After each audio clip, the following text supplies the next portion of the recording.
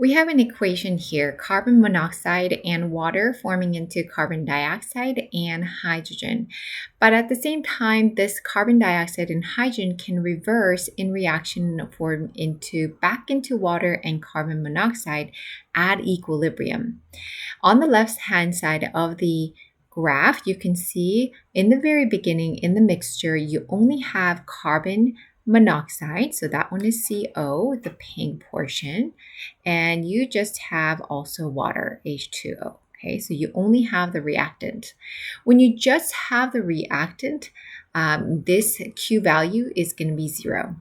What about if you had just the product? If you have a product, this one, yellow one is H2 and this one is CO2. If you have something like this, then your Q value is going to be on the infinite side because the denominator of the QC will be 0. Now, let me go ahead and write the reaction quotient for this. QC is equal to CO2, H2, and all over carbon monoxide and H2O. Okay, we know this by looking at all of these balanced equation, and all of them have coefficient of 1, and so we don't have an exponent on the corner here. It's just automatically assumed that's 1. Now, over time, what's going to happen is whether you start off with just the reactant or just a product, or maybe some reactant and some product, eventually it's going to reach an equilibrium. Eventually, this one will form into a product. So you can see there is somewhat of a product that's being formed. Over here, you see the product was made, was starting from the beginning, and then the reactant was eventually made. So it went in the reverse direction. For this one, similar, in which you have a different ratio of the reactant and the product, eventually they'll level out to equilibrium. Whether you start off with no product or only product or mix and match, you're going to reach an equilibrium at 0.640. The concentration may not be the same on each mixture 1, 2, and 3, but the ratio between the concentration will exactly be the same and reaching 0.640, 640. We can predict how the reaction is going by comparing the QC and the Kc value. Kc, or the equilibrium constant, has the same equation. However, what's different from the left and the right side is that the equation might be different, but the value of the concentration is different. So concentration for H2 will be different for concentration of this H2 at equilibrium versus any other point in the reaction.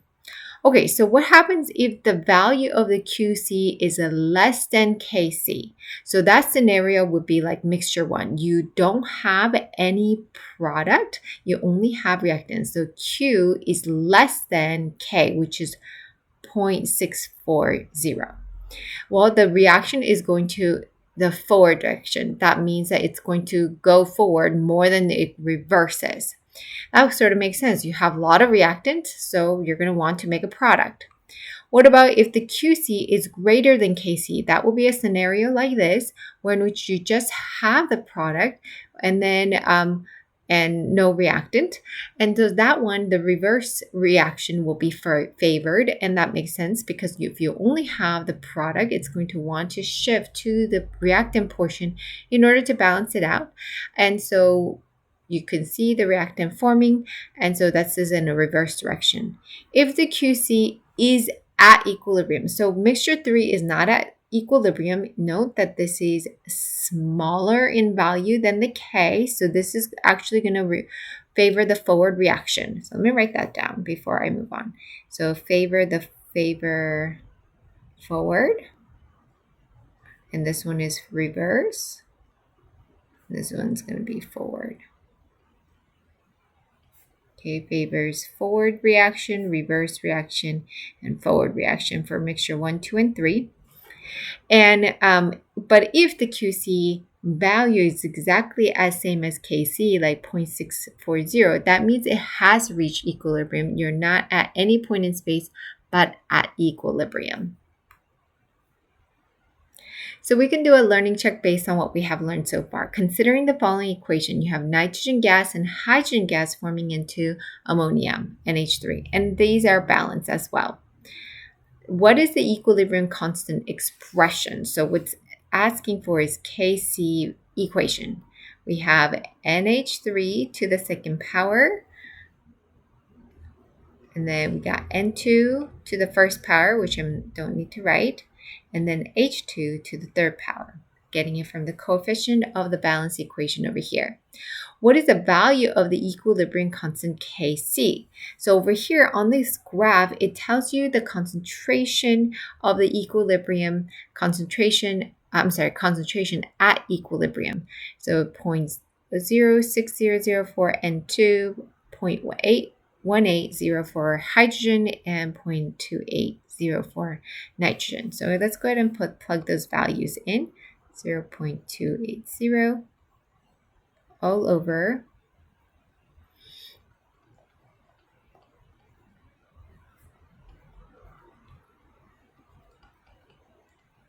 to the third power. And this one is to the second power. We're going to punch this into the calculator and then, well, let's do it together actually. Here we go. So we have parentheses 0.280 to the second power. And the reason why I put the parenthesis is to let the computer or the calculator know that I'm encapsulating the power point with the value divided by, okay, divided by.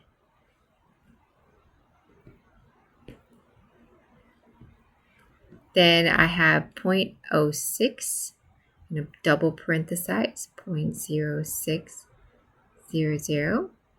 And there's no exponent power, so it's to the 1. And I have another parentheses, 0.180 to the third power. And I'm going to parenthesize again. The reason why I put two parentheses is because I want to make sure the entire denominator includes both the 0.06 and the 0.180. Let's hit enter, and I get 224. Now, next question is actually a little trick question. Can you figure out what the answer is? It's asking for which direction is the reaction occurring? Which direction is it going to favor? Forward, reverse?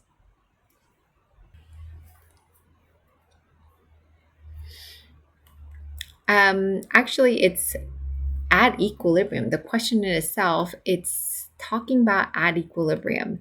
So hopefully that rang a bell. So it's not favoring the forward nor the reverse. It's actually going at the same time. Is reaction occurring? Both directions. Both forward and reverse direction.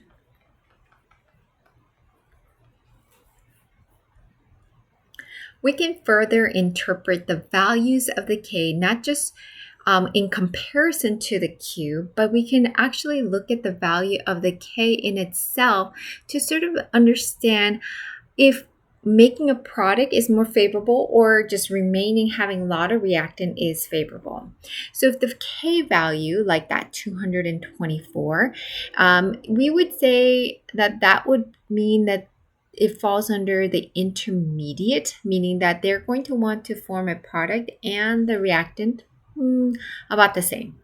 But if you have a very large K, meaning that it's over 10 to the third, it means that the product is very favored, and in making the product is very favorable. So at equilibrium, you're going to have a large amount of product and very little reactant. If you have K that is less than 10 to the negative third, so that's 0.001 or less, then you're going to see that the reactant is favored and not much product is being made. So what I have just said is being summarized over here, okay? And it just says large K value, reactant has been converted to product, most of them. small K values, I'm talking about this scenario, very little reactant has formed into a product, and somewhere in between 10 to the negative third and 10 to the third would be somewhere in between. They have even amount of reactant and the products. Now, just because a K value is really, really large does not mean that this reaction is going fast. It doesn't determine the reaction rate, but rather it determines the favorability either in the forward direction, where you have a lot of product, or in the reverse direction, where you're going to favor more of the reactant formation.